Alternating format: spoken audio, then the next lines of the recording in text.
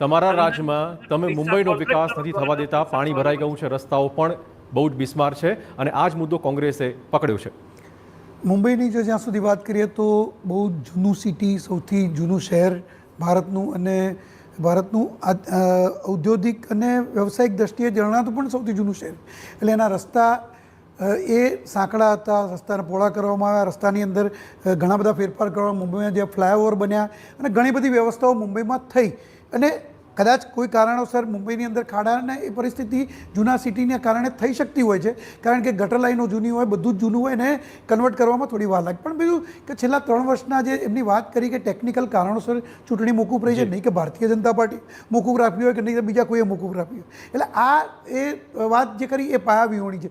બીજું કે જો ભારતીય જનતા પાર્ટીએ છેલ્લા 3 વર્ષની અંદર આ કર્યું હોય કે આ પરિસ્થિતિ કરી હોય, તો ભારતીય જનતા પાર્ટી 2024ની અંદર જે મુંબઈની અંદર, મુંબઈ સહિત આખા મહારાષ્ટ્રમાં જે પ્રચંડ બહુમતી લાવી નરેન્દ્રભાઈના નેતૃત્વની અંદર, જે પ્રમાણે ભારતીય જનતા પાર્ટીએ મહારાષ્ટ્રનો વિકાસ કર્યો, મહારાષ્ટ્રના વિકાસને મહારાષ્ટ્રની પ્રજાએ જે પ્રમાણે ખોબલે ખોબલે મત આપ્યા એ ન આપ્યા હોત. એટલે જે પ્રમાણે એમના વાતો છે એ વાતો કદાચ રિઝલ્ટ વખતે ખબર પડી જશે એમને પણ કે શું રિઝલ્ટ આવ્યું છે. કારણ કે તમે જુઓ તો વિધાનસભાના રિઝલ્ટમાં બધાને ખબર પડી ગઈ કે મુંબઈની અંદર શું પરિસ્થિતિ થઈ ને મહારાષ્ટ્રમાં શું પરિસ્થિતિ થઈ.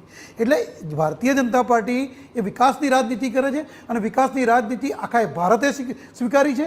અને આ મહારાષ્ટ્રની આ વખતની બીએમસીના ઇલેક્શનમાં પણ કોંગ્રેસ